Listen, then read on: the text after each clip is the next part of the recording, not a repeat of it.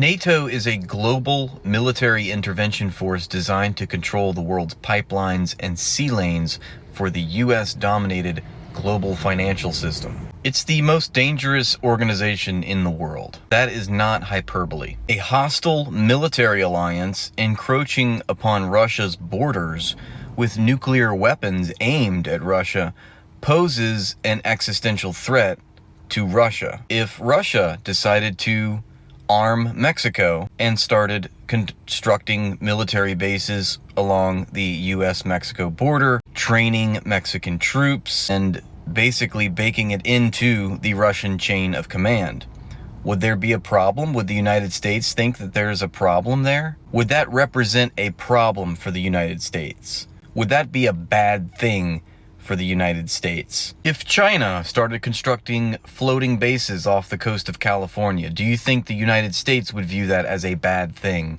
as a provocative action against the United States? Well, of course they would. What's wild is that the Russians, for decades now, have always stated publicly that their red line was NATO expansion to their border. They would view that as an existential threat to their country. And that is how they view it. It doesn't matter what the United States thinks. Russia views NATO expansion as a threat along their borders and a threat to their survival. So, the United States did this knowing it was going to provoke a response out of Russia, and US government officials warned of such a catastrophe that is happening now, playing out in Ukraine. You may read on the NATO website that it touts itself as a defensive alliance, so therefore, no one should have any reason to worry. Well, that's propaganda. NATO is not a defensive alliance. In fact, it's demonstrated time and time again how offensive it is and how it meddles and intervenes. Remember, it's a military intervention force. It intervenes in countries that are not even NATO members. It defends countries that are not NATO members. NATO has even expanded to Southeast Asia. Now I ask you, what does the North Atlantic Treaty Organization have anything to do with Southeast Asia? NATO is demonstrably making the world less safe and is pushing us closer to the brink of nuclear war.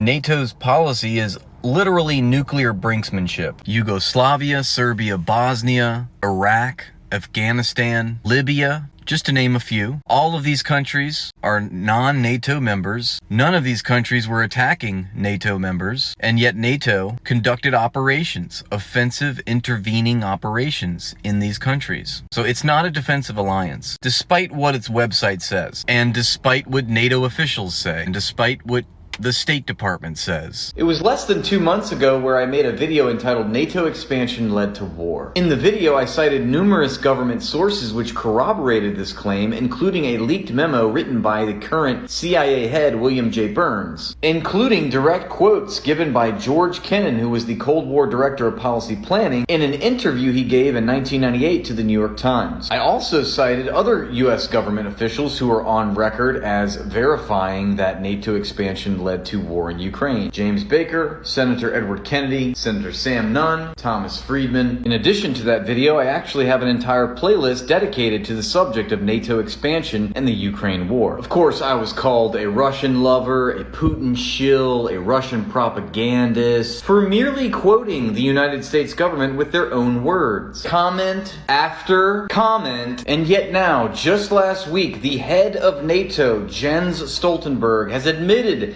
that NATO expansion was the reason that the Russians invaded Ukraine. In testimony to the European Union Parliament, Stoltenberg made clear that it was America's relentless push to enlarge NATO to Ukraine that was the real cause of the war and why it continues today. Here are Stoltenberg's revealing words. The background was that President Putin declared in the autumn of 21 and actually sent a draft treaty that they wanted NATO to sign to promise no more NATO enlargement. That was what he sent us, and was a precondition to not invade Ukraine, and of course we didn't sign that. So, he went to war to prevent NATO, more NATO, close to his borders, he has got the exact opposite. This is the head of NATO admitting the reason Putin and Russia went to war was to stop NATO expansion. I really wonder what crafty denial these hawkish jingoists will invent now that the head of NATO has gone on record disagreeing with them. I'm pretty sure they will grasp at straws, saying things like, Russia shouldn't have interpreted NATO expansion as a sign of aggression, as if that's an argument. Nixon ordered Cambodian genocide. Clinton sent cruise missiles to Sudan, people died. Obama gave the orders to do drone strikes.